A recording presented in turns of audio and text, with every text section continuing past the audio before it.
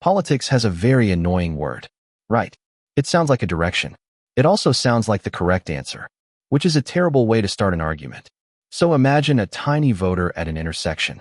A giant arrow says right. The voter turns. Suddenly someone is yelling about taxes. Someone else is yelling about the king. And a microphone is wearing a crown. That is not a normal road sign. The word comes from a room. During the French Revolution, people sat on different sides. Supporters of the king and old order sat to the right. Supporters of bigger change sat to the left. The furniture moved. The labels escaped. Now right-wing politics does not mean one exact thing everywhere. A right-wing party in one country can look strange to another. Some are religious. Some are business-friendly. Some are nationalist. Some just want the government to stop touching the thermostat. But there is a family resemblance. Right-wing politics often begins with a worry. What if the old thing is not just old? What if it is holding something up? Maybe the rule has a job. Maybe the fence has a job. Maybe the boring court has a job. Maybe the ceremony everyone mocks is a social seatbelt. This is the right-wing instinct at its most reasonable. Before you knock down a wall, check if it is holding the roof.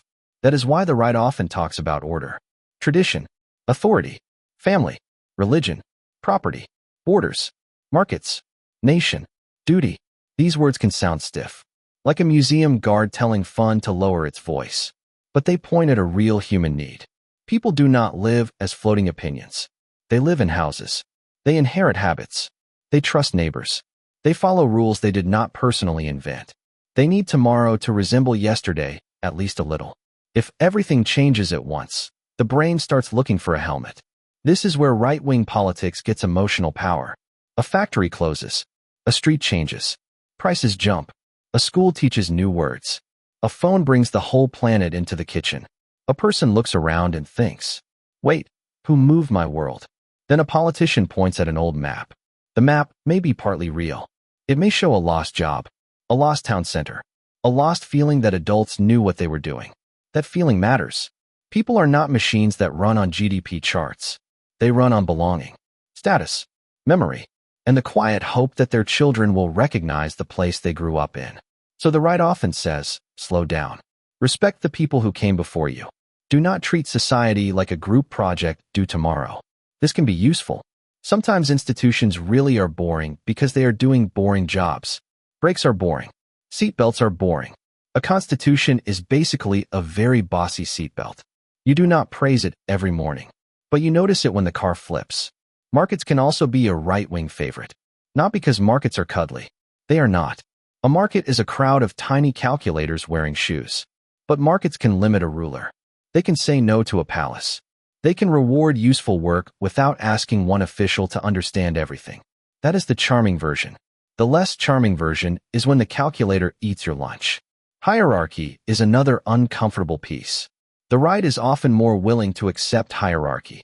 Parents over children, judges over defendants, officers over soldiers, experts over beginners. The argument is not always, some people are better humans. Sometimes it is, some roles need authority. A firefighter does not hold a seminar while the building burns. But hierarchy is a tool with sharp edges. Give every ladder a sacred glow, and suddenly nobody can ask why one group always starts in the basement. That is where the left enters the story. The left looks at the old wall and says, yes, it is holding up a roof. But it is also blocking the door. Maybe the fence protects someone. Maybe it traps someone else. Maybe tradition is wisdom.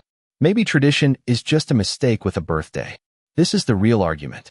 The right fears reckless demolition. The left fears polite excuses for pain. One side sees the bridge. The other sees who is not allowed to cross it. A healthy society probably needs both eyes. One eye asks, what are we breaking? The other asks who is already broken.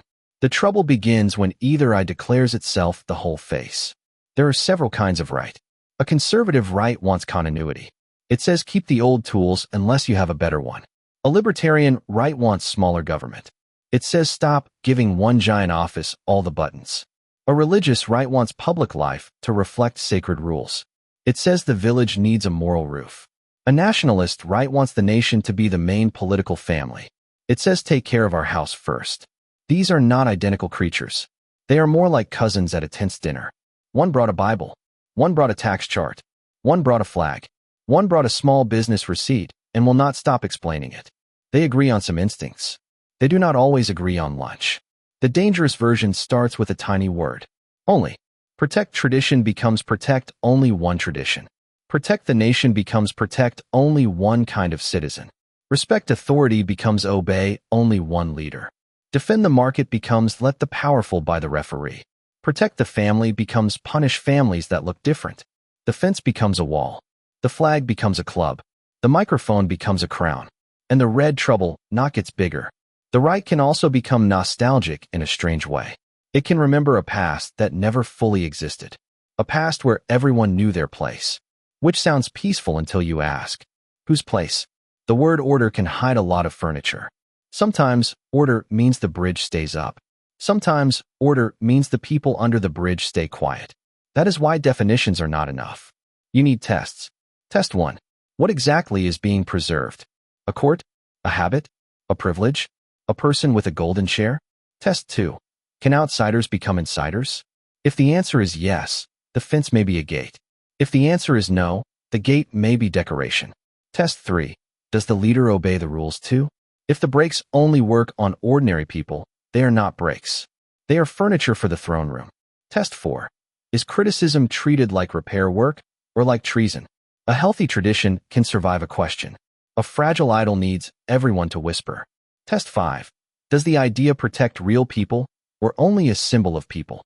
Because symbols are very convenient. They never ask for rent. They never need medicine. They never complain when a politician uses them as a cardboard shield. So what is political right in one picture? It is a person standing beside an old house. The roof leaks. The walls are cracked. A crowd is outside with hammers. The right says, wait. Some beams are rotten. Some beams are carrying the ceiling. Please do not solve the leak by deleting gravity. That warning can be wise. It can save the house. But if the right refuses every repair, the house becomes a shrine to mildew. If it boards up every window, it will call darkness heritage. And if it gives the keys to one crown microphone, it may discover the house now belongs to the microphone. So the best right is a break. Not a brick wall. Not a time machine. Not a crown with a podcast. A break.